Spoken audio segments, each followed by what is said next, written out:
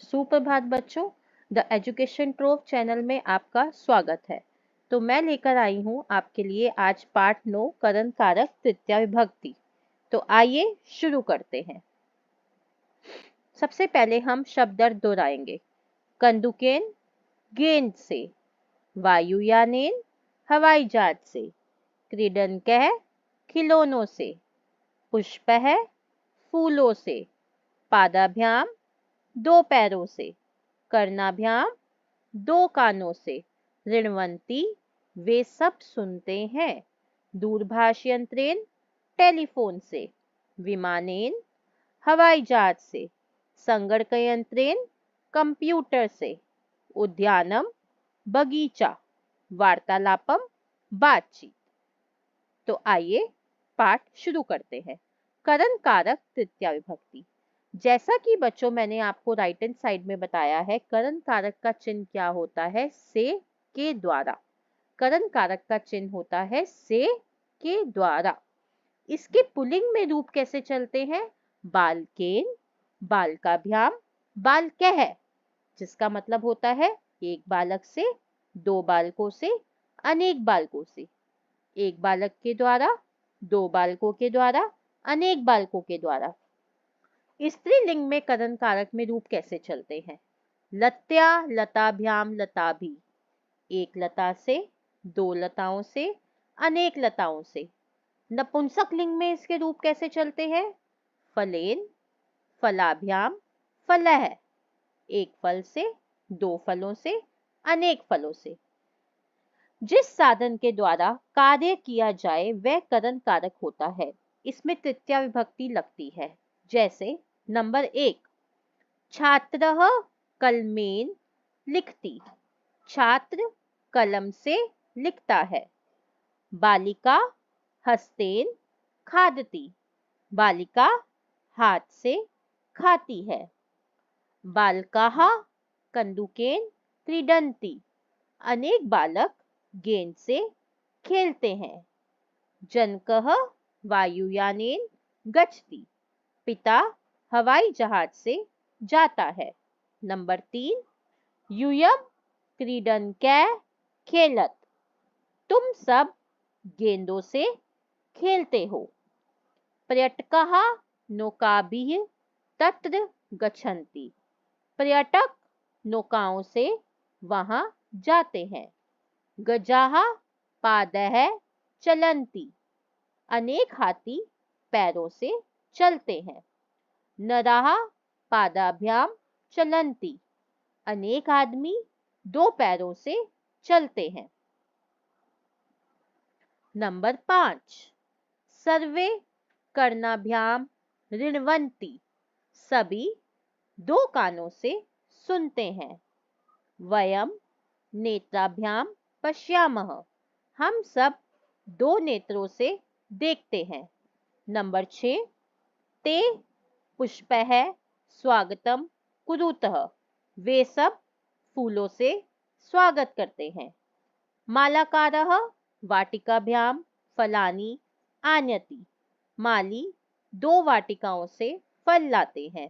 Number 7, पिता दूरभाषयंत्रेण वार्तालापम करोति, पिता टेलीफोन से बातचीत करता है। जनाः विमानेन दूरम गच्छन्ति, लोग हवाई जहाज से दूर जाते हैं।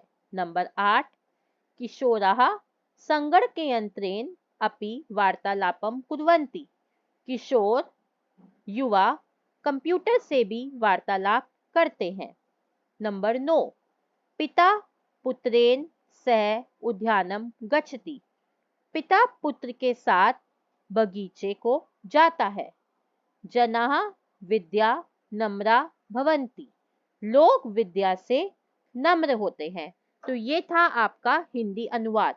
जैसा कि आप सब देख सकते हैं कि राइट हैंड साइड पे मैंने आपको दोनों पेजेस का हिंदी अनुवाद लिखा है।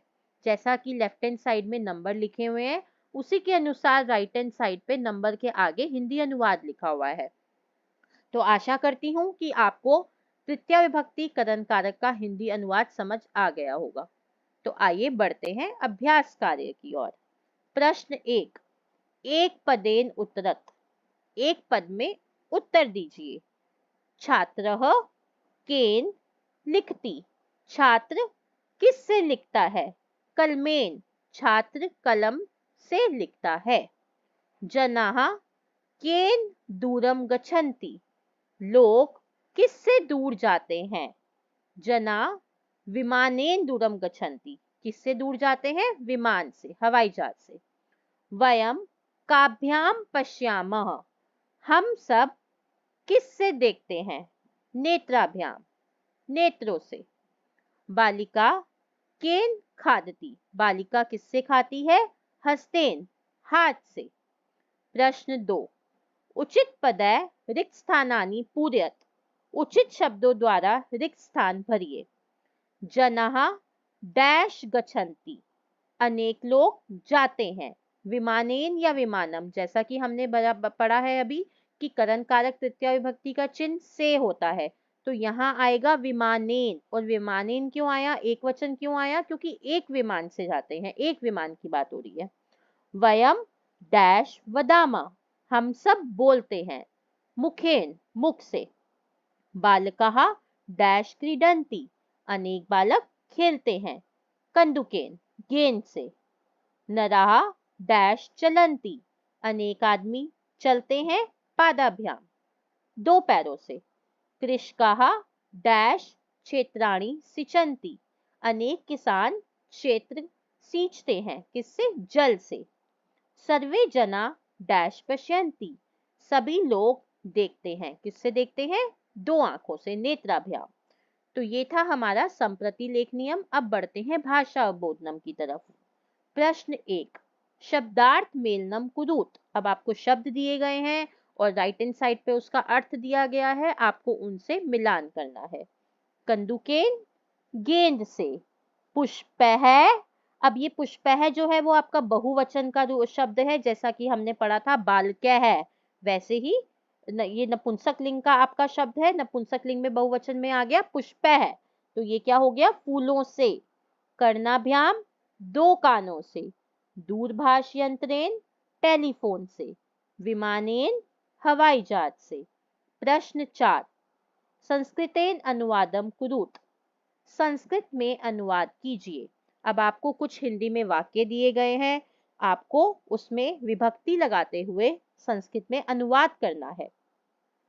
वह कलम से लिखते हैं, अब यहाँ पे आपको सबसे पहले वचन का बहुत ध्यान रखना है। लिखते हैं, बहुवचन, बहुत सारे लोगों की बात हो रही है। वह की संस्कृत हो गई ते।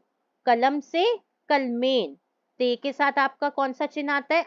अंति, तो यहाँ आ गया लिखंती, ते कलमेन लिखंती। बच्चा खिलौनों से खेलता है, एक वचन, एक बच्चे की बात हो रही है। बच्चा की आपकी संस्कृत होगी बालका।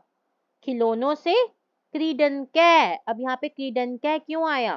क्योंकि खिलौनों से, बहुत सारे खिलौनों से, बहुवचन क्रीडनकै। और बालकः के साथ आपका एक वचन में आपकी कौन सी विभक्ति लगती है? ती, कौन सा चिन्ह लगता है? ती, तो यहाँ पे आ गया क्रीडति। बालकः क्रीडनकै क्रीडति। सूर्य से प्रकाश होता है, सूर्य से, अब यहाँ पे आपकी विभक्ति लगेगी तृतीया, सूर्येन। प्रकाश, प्रकाशम होता है, भवति। सूर्येन प्रकाशम भवति। वे सब मित्र के साथ खेलते हैं, वे सब मित्र के साथ खेलते हैं, बहुवचन, यहाँ पे आ गया ते। मित्र के साथ मित्रेण, साथ सह खेलते हैं, क्रीडंती। ते मित्रेण सह क्रीडंती।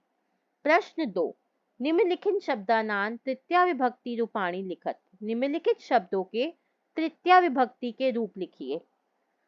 पहले आप देखेंगे शब्द जो है वो पुल्लिंग है, स्त्रीलिंग है और नपुंसक लिंग है, उसके अकॉर्डिंग आप विभक्ति का एक वचन, द्विवचन, बहुवचन तृतीया विभक्ति में लगाएंगे। बालक, बालकेन, बालकाभ्याम, बालकः, एक बालक से, दो बालकों से, अनेक बालकों से। फल, फलेन, फलाभ्याम, फलः, यह आपका नपुंसक लिंग का शब्द है। लता, लत्या, लताभ्याम, लताभि, ये आपका स्त्रीलिंग का शब्द है। कथा, कथा भी आपका स्त्रीलिंग का शब्द है, तो इसके रूप सेम लता की तरह चलेंगे। कथ्या, कथाभ्याम, कथाभि। तो बच्चों यहाँ हमारा चैप्टर समाप्त हुआ। आशा करती हूँ कि आपको चैप्टर समझ आ गया होगा। सो धन्यवाद बच्चों। Kindly like, share and subscribe my channel the education truth. धन्यवाद।